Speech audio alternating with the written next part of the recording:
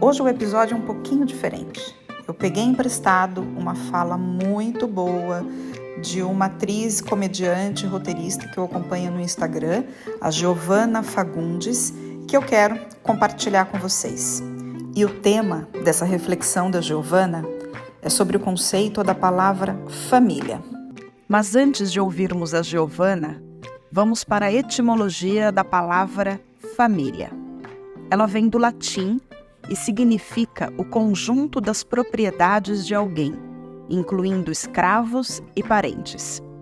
A palavra vem de famulus ou fâmula, que significa escravo doméstico. Muito curioso, não é? Então fica comigo e se liga nesse pensamento potente da Giovana Fagundes.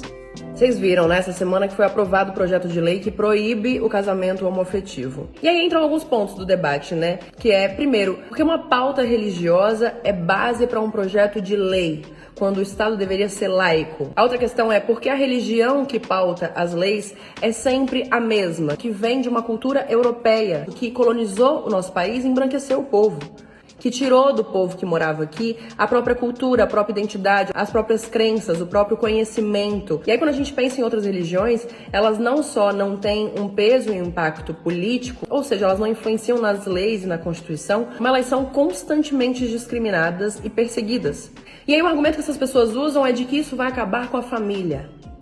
Mas se a gente está falando sobre o direito de outras pessoas constituírem família, a gente não vai acabar com a família. É a família que não pode ser tocada. A família que entende-se como soberana, correta e universal. Que é a família composta por um pai e uma mãe, héteros, cis, brancos e de preferência de classe média, que constituem filhos, de preferência um casal, e que formam um lar comprando um golden. Essa é a imagem que habita no nosso imaginário. Essa é a imagem que é vendida como família. E aí eu te questiono, o que é família? No meu entendimento, família é onde você constrói as suas bases, é onde você finca as suas raízes, é onde você estabelece seu porto seguro, que você sabe que você pode regressar se você precisar. Constituído por pessoas que vão te ajudar na sua formação e no percurso para você trilhar o seu próprio caminho, tendo ali um lugar de carinho, de afeto, de base, suporte, acolhimento. Na minha opinião, isso é família. E isso não necessariamente é constituído por pessoas com laço consanguíneo. E isso não necessariamente é constituído por um homem e uma mulher cisgênero. E isso não necessariamente é constituído por duas pessoas heterossexuais. Existem quantas e quantas famílias que seguem exatamente esse script do que é família, do que é uma família bem-sucedida. E onde existe violência, onde existe negligência, onde existe traição, onde existe mentira, onde existe abuso. Na minha concepção, isso não é e não deveria ser uma família. E se a gente permanecer com uma ideia engessada de família, a gente limita os acessos ao amor, ao afeto. O acesso ao afeto e ao amor é revolucionário para uma sociedade. Se a gente limita o amor, se a gente poda o afeto, a gente só regride enquanto sociedade. Isso é ruim para mim, isso é ruim para você. Isso é ruim para todo mundo. E por mais que eu questione e discorde dos símbolos que uma família traz para a nossa sociedade, para o entendimento social, o símbolo família é visto como sinônimo de felicidade e sucesso.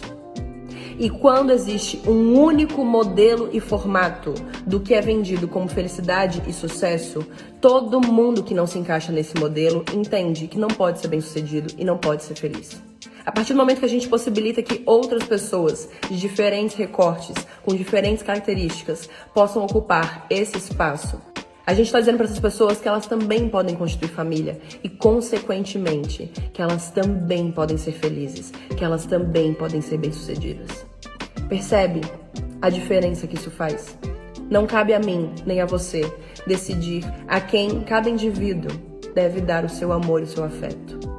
A única circunstância em que você tem a liberdade de não aceitar o casamento gay é quando um gay te pede em casamento. Apenas nessa situação.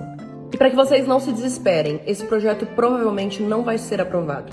Ele foi aprovado em apenas uma comissão da Câmara dos Deputados, que é a Comissão da Família. Mas ele ainda precisa passar pela Comissão de Constituição e Justiça. Se for aprovado nessa comissão, ele vai para o plenário da Câmara, depois para o Senado Federal. E se aí sim ainda for aprovado, ele pode ser sancionado ou vetado pelo presidente Lula. Então esse projeto muito provavelmente não vai passar.